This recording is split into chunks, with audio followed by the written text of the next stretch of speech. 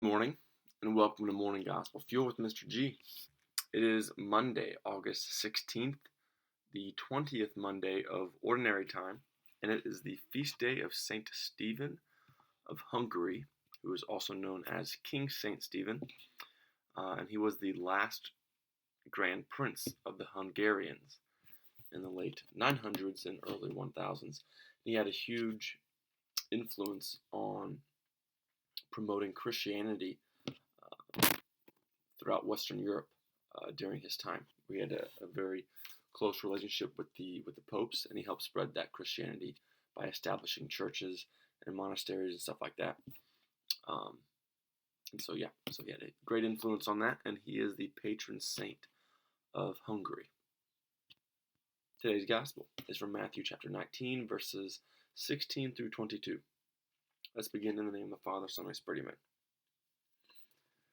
Now someone approached him and said, "Teacher, what good must I do to gain eternal life?" He answered him, "Why do you ask me about the good? There is only one who is good. If you wish to enter into life, keep the commandments." He asked him, "Which ones?" And Jesus replied, "You shall not kill, you shall not commit adultery, you shall not steal, you shall not bear false witness, honor your father and your mother, and you shall love your neighbor as yourself." The young man said to him, "All of these I have observed. What do I still lack?" Jesus said to him, "If you wish to be perfect, go, sell what you have, and give to the poor, and you will have treasure in heaven. Then come follow me." When the young man heard this statement, he went away sad, for he had many possessions.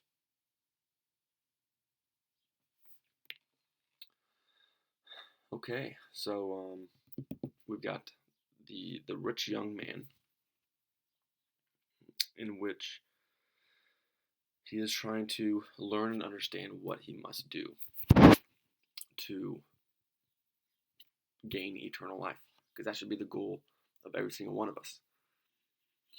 And so Jesus goes ahead and tells him everything. He says, "I'm doing all that," but he still wasn't fulfilled. And I think that is really the message for today, because Jesus went through, and he really went through all the 10 commandments. He's like, "I shall not do this, I shall not do this, I shall not do this. Don't steal, honor your mother and father, love your neighbor as yourself." And he's like, he's done all this. And this rich young man still is not fulfilled. And so he's asking these questions. And because why would he ask the question if he was already fulfilled? And I think that's just our constant desire and yearning to constantly grow.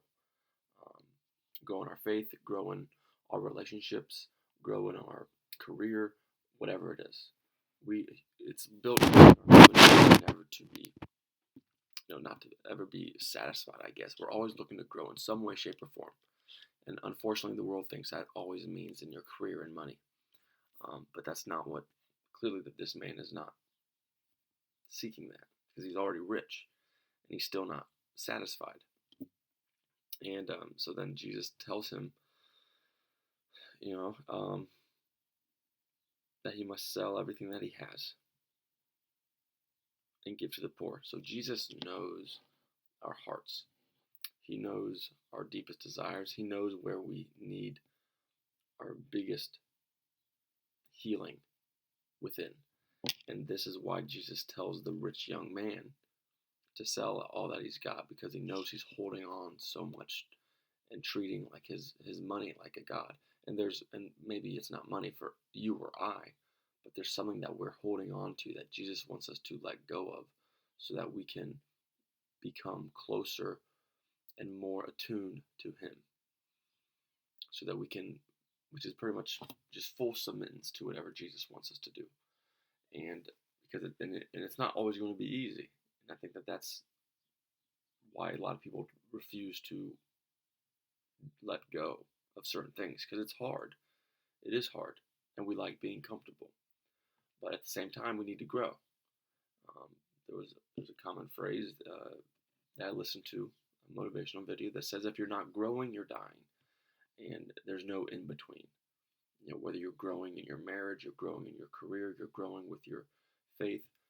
If you're not growing, you're dying. There's no complacency, because once you get complacent, you start to die. And that's why you can see different things in life in which they fail, because we get complacent and we stop trying to grow. Um, and I think we oftentimes forget that it needs to be, more importantly than exterior growth, it needs to be interior growth. And so Jesus is recognizing that the thing on the inside is his pride and his desires for wealth. And that is what is specifically Jesus talking to this man about. So that's the question: is what is it that you and I need to grow in the most internally, so that we can be closer and grow in our faith and in our relationship with Jesus. So have a great day. God bless, and keep it real. In the Father, Son, and Spirit, amen.